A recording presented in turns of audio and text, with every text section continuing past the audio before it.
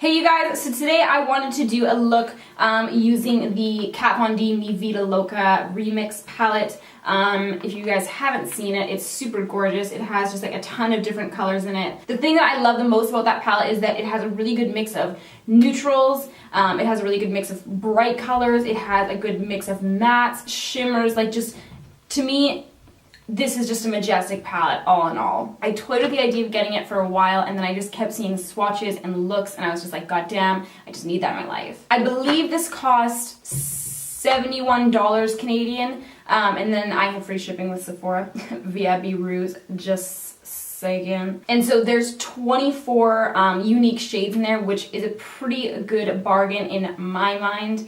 If you can afford it, I would definitely recommend picking this up because I can see myself using this palette a lot. So yeah, without any further ado, let's jump into it. So I'm gonna go ahead and apply my foundation. I'm gonna be mixing the Dior Star Skin Foundation, or Dior Skin Star Foundation, and then the MAC Studio Water Weight Foundation. A lot of people have been asking me my opinion on the MAC Water Weight Foundation, but honestly, I'm gonna put my hair behind here. I got it, well, I didn't mean to get it, but I tried to get it in the right color, but the sales lady was like, no dice, baby. So pretty much I got it in a color that's like way too light for my skin. So I haven't been able to try it just by itself. I do mix it with my foundation, obviously, my other one. So yeah, I can't really speak too much to the consistency or coverage or anything like that because I am mixing it. But I'm sure that there's tons of reviews up on that, and I might consider going and picking up another bottle in my matching skin tone so I can give you guys a better review if I do that. Then I'm just going to go ahead and apply my NARS Radiant Creamy Concealer in the shade Custard underneath my eyes.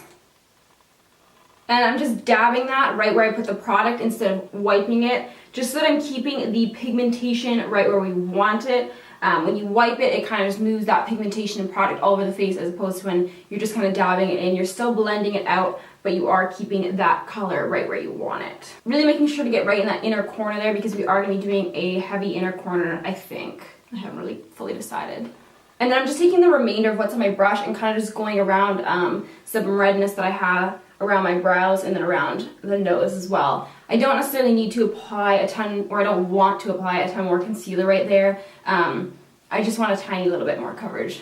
I'm going to go ahead and apply my eye primer. I'm using a MAC Paint Pot and Soft Ochre for this, as always. I like to do this before I do my brows so that I don't, you know, get the shit all over my brows, basically. So just applying that all over the lid. When it comes to using eye primer, you guys, you don't want to use too much or too little. If you use too much, you will get the same kind of effects that you will if you use too little, which is, you know, creasing and too much product built up in there.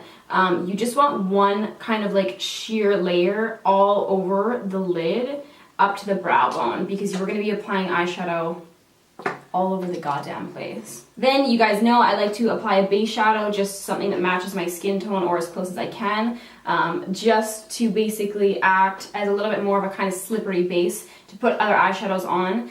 Sometimes when you put dark or bright or colorful eyeshadow right on top of your eye primer, they can either, one, oxidize, or two, get kind of patchy and hard to blend out because they just get stuck to that primer and they just kind of get sucked up right there. And then when you go and try and blend it out, like, it's just, some parts are kind of tacky, some parts aren't. Like, it's just, I find it way more difficult to apply product right on top of my base, so that's why I do my, you know, my thing. I'm going to go ahead and apply my brows off camera because they take forever, but I can do an updated brow tutorial for you guys shortly. The first color I'll be taking is the color Noble, which is just this kind of like peachy beige color. You can just go ahead and take that on any blending brush that's a little bit bigger and fluffier, and I'm going to just add that into our crease. This is going to be our first transition shade of many.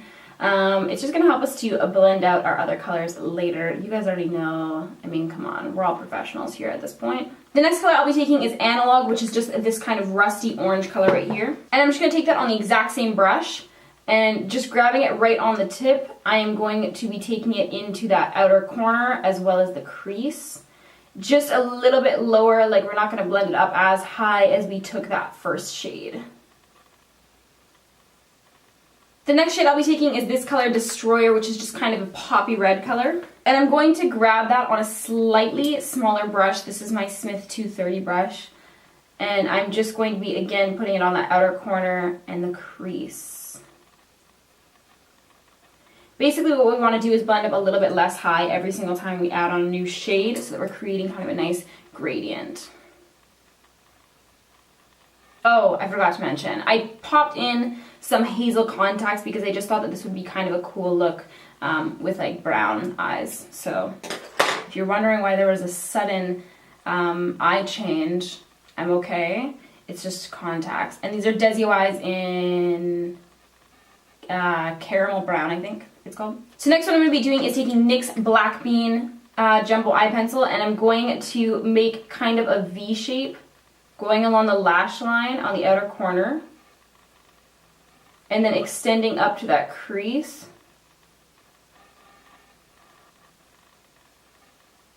And just kind of creating almost a wing shape. This obviously doesn't have to be perfect. I'm using a massive freaking pencil for this, so I'm not expecting it to be like this perfect, defined, beautiful wing. But basically, once we have kind of a rough shape outline like that, I'm going to take a Sigma, or this is a Sonia Kashuk brush, in 1/16, and I'm going to blend that out, just the edges. So you're not wanting to blend too far away from where you applied the product. You're basically wanting to keep it exactly where you applied the product and just really roughly blend out those edges. So notice how I'm not making big swipes or anything like that. I'm just keeping them small, little movements. And I'm just kind of cleaning up that outer edge. And then what I'm going to do from here is take this color Anthem, which is just a really pretty purple kind of color. And I'm going to just pack that on, not right on the outer corner, but close. Right to like about halfway up my eye.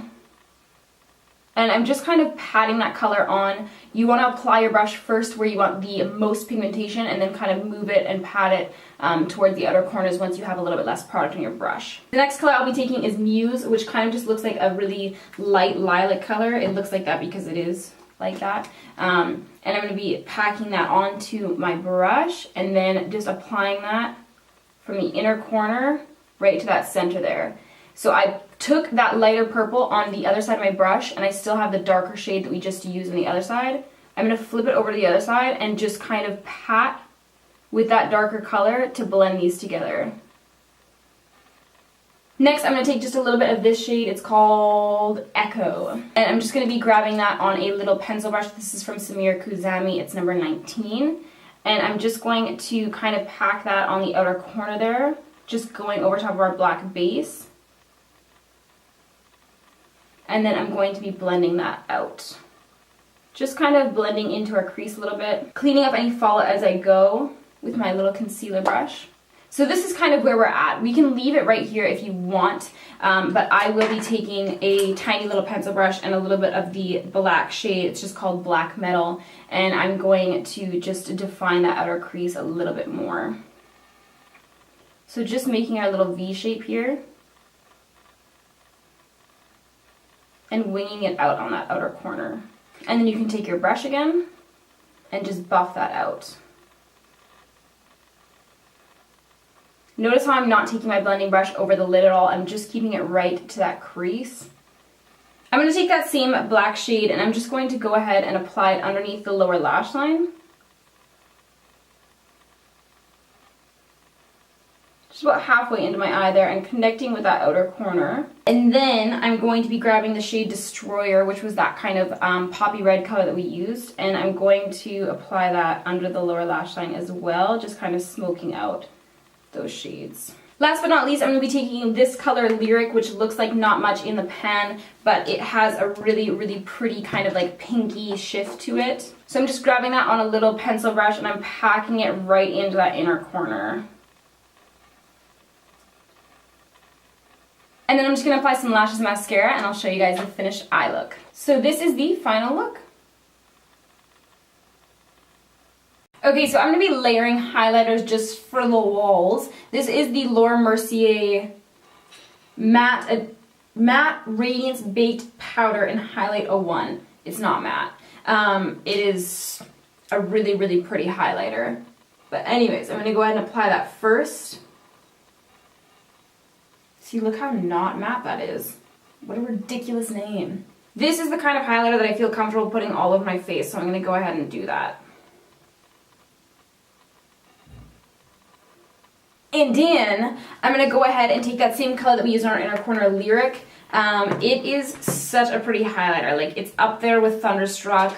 Not quite Thunderstruck, but it is still super pretty. And I'm just going to put that over top, not blending it out quite as far as we did with the first highlighter, but keeping it more so right on that cheekbone. We're basically going for the, like, you know, I don't even really care about societal norms kind of highlight today.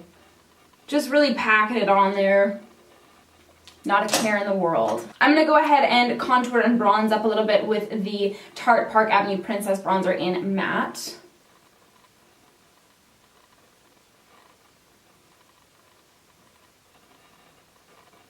And then I'm just going to take a little bit of that bronzer and go right above my Cupid's bow with it. For my blush, I'm going to be applying the old version of MAC Warm Soul. They still have this blush, but it is completely different formula now. It has really big, chunky glitters in it, which makes me so devastated. Yeah. And then for my lips, I'm going to go ahead and apply NYX lip liner in 810, which is natural. And I'm going to apply that all over the lips. This is my all-time favorite nude lip liner. Good luck finding it, my friend. Well, I guess if you're in the States, you can order it online, but... So I just have my lips completely lined in that, and then I'm going to take Melt Laced, which is kind of like a gray-y, beige nude color, and I'm going to go over top of that. I'm just going to really work that into my lips. I'm going to go ahead and take a little concealer brush and just clean up the edges. So that is everything, you guys. I hope you enjoyed this look and learned something cool today. Let me know what you'd like to see next in the comments below, and I will get back to you. Alright guys, peace out.